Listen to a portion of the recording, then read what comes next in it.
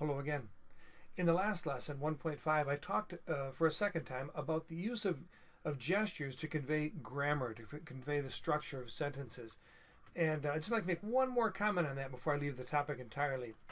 The basic idea is this, is that of course I'm only currently speaking about Spanish, French, and English, but the ULAT program can be used to teach many different languages. And so whatever the language you're teaching, the gestures, excuse me, that you perform, you want, of course, to correspond to the particular language that's your assignment. For example, when I'm teaching Spanish or French and I want to convey the idea of the imperfect tense, this is the gesture I use for an ongoing activity. First of all, I do something of this nature to let students know I'm talking about the past. And then this is the idea of an ongoing action. And if I want to talk about an interrupting action, for example, while I was sleeping, he arrived. Mientras yo dormía, él llegó. Or pendant que je dormais, il est arrivé. I would say, I would use a gesture like this, an ongoing action which is interrupted by some action in the preterite, or in French, in the passé composé. And so that's appropriate for French or for Spanish. It wouldn't be potentially appropriate for Chinese or Japanese languages I don't speak, because that may not correspond at all to the structure of the sentences. So the gestures that I perform are not they're not invariable. You adapt gestures that correspond to the particular structure of the language you're using. I'm just trying to get across the idea that using your body, using your facial expressions even, using especially your hands, can be very helpful in helping students refer to and think about the structure of a sentence without thinking in terms of their native language and in terms of written rules. Okay. Next topic I want to talk about before we look at the lesson itself is testing. Since, as you may notice, take a look right up here in the upper left-hand corner, you see the stop sign. That means this lesson is concluded with a test of some kind. Now you may be surprised that I'll click on the stop sign. That takes us directly to the tests. There we go. This is where the first one is located. You see the 1, 2, 3, 4. The tests exist in 4 different forms. By clicking 2, that takes me to the second form of the test. I go up a little bit and find the link again, click on 3, here's the third form of the test, and 4, there's the last form of the test. So there are 4 different forms of the same test. There's slight modifications in each one, so none of them are identical. They all, however, have the same objectives and present the same material, which is very close to what they saw in the lesson itself. Now, you may be surprised to see that these tests are online. I mean, the students can, in advance, before taking the test, can see the actual test they'll be taking. Well, this obviously is by design. It's highly strategic and it's highly desirable for us as teachers to give students access to the tests that they might practice in advance. If there existed only one test, only one form of the test, it could be detrimental in that students could memorize the answers and simply spit back out the answers to the test without really knowing what they were doing. However, with 4 different forms, not knowing which of the 4 forms they're going to face on the day of the test, there's no real harm, or there's no real potential of them memorizing the answers. And so the reason why this is so strategic, so valuable for us, is that the students, in practicing these 4 different forms and working at them, are practicing the very skills that we have as our end goal for them. They're practicing the very structures that we want to become automatic for them, reflex responses. And so putting them online, there's no danger of them memorizing all 4 tests, not knowing which test they'll face. And it's highly advantageous for the laying in place of a sound structural knowledge on the part of the students of the grammatical points we're presenting. Next of all, it should be pointed out that when the students are taking a test with you in the first 2 years, when these tests are largely oral in nature, especially the first year, second year a little less, it's a little less the case, that the percentage of oral tests might correspond to 50% of the total tests that they take. That means you're going to give a lot of tests one-on-one. And that sounds like a dangerous situation for a teacher, because when you're testing a student one-on-one and you've got 25 or 30 other students in the classroom, what are they doing during that period of time? And so you need to know how to manage. And if you look in the how to manage that situation, if you look in the I'll show you the very top of the page here. if you look inside the lesson plan for this particular lesson,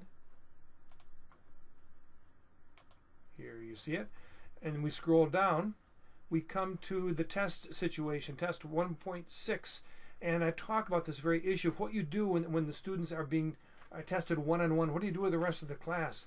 Let me just show you that there's a very detailed explanation as to what can be done. It's called, whoops, here we go. It's called the 3-station testing solution. And if you click on that link which says details, you can read about that solution. Additionally, now I've got to go back to my notes here. Here we go. This whole issue of accountability is extremely important. I want to talk about that last of all. Is that when students are, and this is what the solution is, you assign students the next lesson to study following the exam session. And so they're being tested on 1.6, but while they're being tested on 1.6, you're expecting them to be studying 1.7. Now, granted, students who are waiting to take a test with you one-on-one are going to be focusing on their preparation for that test. And that's only normal, and they're very gainfully occupied when they're doing that. However, students who have already finished taking the test with you could easily be cast adrift with no particular activity unless you give them an assignment, and that assignment is to study 1.7, the next lesson. And so this area of accountability is worth reading about as well. And in case you didn't catch that, let me show you one more time how I got there. If you go to the lesson plan, you see it says details down here. If you click on details, it'll take you to a page with a more extensive explanation of this issue of accountability. Let me just say in brief that you want to hold students accountable for whatever occurs of an instructional nature at any point of the class period. They should never sense that there's a downtime or a time when they can just lay back and relax. Now, I'm going to say something a little radical right here. I don't give students homework. It's a philosophy I have regarding the place in a student's life that schools should occupy, and the fact that the students need to have a life independent of school in the course of the school year. And so they undoubtedly do some work at home where they review for tests and that sort of thing online. However, I don't assign them work that they must do at home. I want them to have a life outside of school, basically. I want them to lead a balanced life. What that means, and that implies, therefore, that when they're together with me, it's intense. The 45 minutes or 50 minutes, whether the class period happens to be, with me is very focused. I don't allow for any distracting behavior, and I keep the pace going very rapidly. And so how that applies to this issue of accountability is I'm testing a student one-on-one. The other students in my classroom are at a computer, or they have tablets, at which they're studying the next lesson, 1.7. As soon as I finish testing that last student, I immediately place up on the screen in the classroom the lesson that they're supposed to be studying, and immediately start calling for oral participation as they demonstrate to me that they have indeed been studying that which I assigned to them. So the key is for accountability, since oral participation is a big percentage of their grade, especially in the first year, 50% of their grade, they understand that maybe the oral participation is even more important than the test they just took. And so they know they've got to be involved. And so I immediately hold them accountable for the way in which they use that independent study time. I hope those thoughts are a little bit helpful to you as you think about how in the world am I going to maneuver through a one-on-one testing situation when I've got 20, 25 other kids in the class. Hopefully that is helpful. Let's take a look now at the lesson. If I can find it here. Here we go. In lesson 1.6, of course, the first section is always the instructional video, which the students can watch either at home if they're sick or if they're traveling, or you could assign it to them if maybe you're absent someday. It's an ideal thing for them to do. If you're absent and you have a substitute who doesn't speak the language that you're teaching. Or if you happen to have time in class and you feel that would be a valuable instructional video for them to see, you can assign it to them. But know that they're 20, 25 minutes in length. In the second section, you see here a timing situation where the students have to be able to make it through all of these different statements in a period of 36 seconds. If they can't, it means they don't know the vocabulary well enough. And so I would just encourage you to, as I put in the notes, in the lesson plan to play the showdown game or the timing game with the students in doing this particular activity where you divide the class into two different teams. And I'm not going to explain that game again, those two games again, but if you go to the lesson plan and you click on the note details next to this instruction to play a game at this point, you can read the details as to how to play those two games. Okay, let's go on now to the next section, section 3. And in section 3 you see an identical setup to what we saw in 1.4 in presenting the present simple conjugations, and in 1.5 when we presented negation and the first type of question formation. You have a section in which the students are given the discrete elements of a statement they're going to make. For example, in Spanish this would be verdad, el, vivir. Remember the original form of the verb at this point. We haven't put everything together yet. And then Detroit. Now the second line, we put everything, all the elements together, form a complete question. And so this is going to be, they'll hear the verb conjugated. And I would, by the way, use your hands as much as possible in the early going, as the students are still assimilating these grammatical structures into their speech. The more you use your hands, the more you can demonstrate in a very visual fashion the transformations that are occurring on the structural level of the statements, and it also makes the statements more, I think, more readily comprehensible to the students. And so I would say el vivir, vivir, vivir. Vive en Detroit, ¿verdad? Él vive en Detroit, ¿verdad? And of course I might want to go back and emphasize that the personal pronoun él vive en Detroit, él vive. Pero la palabra él no necesitamos, porque si ya sabemos de qué estamos hablando, no vale la pena. Pues vive en Detroit. So you can get across the notion that the personal pronoun can be dropped in Spanish. Okay, let's do the next. And by the way, the last line there is simply a response to that question. Sí, él vive en Detroit. Okay, and then let's do the next one here in French. Here, if you click on this number 2, the question number 2, second type of question, you won't hear any statement at all. We're not using n'est-ce pas, by the way. That would be the third type of question in French. I don't have time to present 3 different types of question formation. If you're a French teacher, they'll pick up n'est-ce pas from you very naturally in class, as long as you're using it occasionally and always speaking in the target language. They'll hear it very frequently. It's not particularly complicated. So the second type of question, represented by the symbol right here, is the idea of inversion, the reversing of the subject and the verb to form the question. And so if they click here, or if you point to it, you're simply going to do this with your hands. You're not going to, and I usually whistle. Yeah, you're not going to say anything at all otherwise, because there is no word that corresponds to that image. Okay, it's just the idea of inversion. Then they'll hear il, faire, le lit. So those are the discrete elements of this statement. Now we bring them all together in the second line, and we have il, faire, faire, fait, il fait le lit. Il fait le lit. Mais c'est une question, donc il fait, fait-il le lit? Okay. When I did the inversion at the end there, and I whistled very poorly, I made a quizzical look at my face to show them that now I'm now I'm forming the question. That's why the initial statement il fait le lit, which was just a statement, I had to show them that now I'm forming the question. Fait-il le lit? By the look on my face. Okay. Fait-il le lit? By the way, if you're a French teacher, that fait-il, maybe the most attentive students will know there's an extra little sound he slipped in there. This the whole issue of liaison, very important in French, but this is not the time to focus on it. You're trying to give the students just a very basic understanding of the most important structures: the present simple tense, the negation, and question formation, so they can interact with you in this first unit. Don't point out the liaison whatsoever. When the student says to you, fait-il le lit?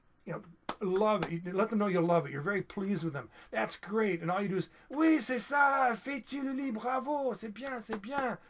Don't emphasize the correction that you just made in pronouncing the liaison.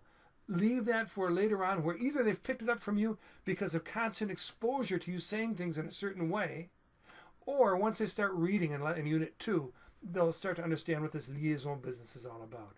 Okay? Okay. And let's move on now to section 1, 2, 3, 4. In section 4, anytime you have a series of statements in one line after another, the students are to make this. These are ideal situations for oral participation. It's a drilling situation. Here they're forming a question, the second type of question, and here these to the right of the green arrow you see the response to that question. So this would be in Spanish. Él vive en Detroit, ¿verdad? And then to the right of the question, sí, él vive en Detroit. So when you have a drilling situation like that, you have a choice. If you feel it's complicated enough, you yourself can read through it for the students. First of all, like I just did, you can say in French, fait-il le lit? Non, il ne fait pas le lit. Does he wash his hands? No, he doesn't wash his hands, etc. You can read through it yourself first for the students if you think it's complicated enough. If it's something which they theoretically could already have mastered or have understood sufficiently well to have an honest shot at saying things correctly, then let them simply volunteer to read through the statement like you just did independently. I'd probably have one student read the question and one student read the response. Now these are therefore oral participation situations when you want students to realize that they need to speak up. If they're going to succeed in this class, they need to go ahead and volunteer information regularly. Now, there are two types of oral participation. I think I've already explained this to you, but I'm going to repeat it again. If the students have had a chance to practice, to drill, either at home or on their computers, in class or on a tablet, to already practice these exercises, then you expect perfection. And unless their statement is correct, they receive no credit. However, if this is spontaneous, if they've never studied this before at all, accept anything as long as it's on the right topic. So if they say vivir en Detroit, corrected of course, but give them credit for, make sure they get credit for that statement. You look at them and you say, oh, okay, está bien, pues vivir él en Detroit. Vivir, ¿eh? Él, ¿se dice él vivir? ¿Se dice él vivir? ¡Chum! Sí, vive, ¿verdad? Ahorita, él vive, ¿qué es esto? Esto es él, esto es vive, pues él, pues aquí, comienza aquí. Sí, vive él en Detroit. Muy bien, así es. Lead them with your hands to the correction of their statement, but be as encouraging as you can all the way through. Okay, so again, what I was just saying right here is that if the students have had a chance to practice the exercises, expect perfection. If it's spontaneous, accept anything, and then just lead them to the proper statement. Okay, Massillon, section 5. Section 5 here, you have the students who are first forming an affirmative statement, El vive en Detroit, and then from that they're going to create a question in two different fashions. Just like the last activity, have one student make the affirmative statement. Here I'd have one student form the first type of question drawn from that statement, and then another student provide or offer the second statement, or the second question, which comes from the statement. So this would sound like in English, he lives in Detroit. That's a statement. Does he live in Detroit? He lives in Detroit, doesn't he? In French it would be il habite à Détroit. Est-ce qu'il habite à Détroit? And this would be habite-t-il à Détroit? By the way, the est-ce qu'il, again, if they've had a chance to practice it, it's got to be correct. If they haven't had a chance to practice it, if they say est-ce qu'il, accept it, and then say, oui, voilà, c'est ça. Est-ce qu'il, est-ce qu'il, est-ce qu'il, est-ce qu'il, and they'll say, oh yeah, that's right, est-ce qu'il. The contraction, they'll be reminded of the contraction by your gestures as you have them reformulate the statement, but always in the most encouraging fashion possible. And this would be, as I said, fait-il. I'm sorry, habite-t-il à Détroit, but don't focus on the liaison. And if you're doing this in Spanish, this would be, él vive en Detroit. Vive él en Detroit. Él vive en Detroit, ¿verdad? And of course with the él vive en Detroit. When you do the inversion, vive él en Detroit, you can remind them that the él can be dropped, and you can restate the question. Vive en Detroit. Okay, well, I think that's probably just about enough. This is the exact same kind of activity, except for its negation as opposed to question formation. Nothing needs to be said about that. You come to the test last of all. And we already talked a good deal about testing at the beginning of this video, so I'm not going to... I'm just going to quickly remind you about how you how you perform the test. Right here, clicking on the percent sign was going to remind you of the key for the test, which you can adjust if you're not in agreement with it. Clicking on one of these 4 different buttons will take you to one of the 4 tests. That way the students, as they sit down, don't know which of the 4 tests they're going to be taking. And remember, always you click on the stopwatch. After you click on the stopwatch, choose always on top. Right mouse click on the blue bar at the top of the, come on now, where is it? There it is. Right mouse click on the blue bar at the top of the stopwatch, always on top, put it up out of the way, and it'll always be visible for you. I think that's it. Any questions, feel free to email me. Otherwise, I'll see you in lesson 1.7, which is going to be on numbers 1 through 19. Bye-bye.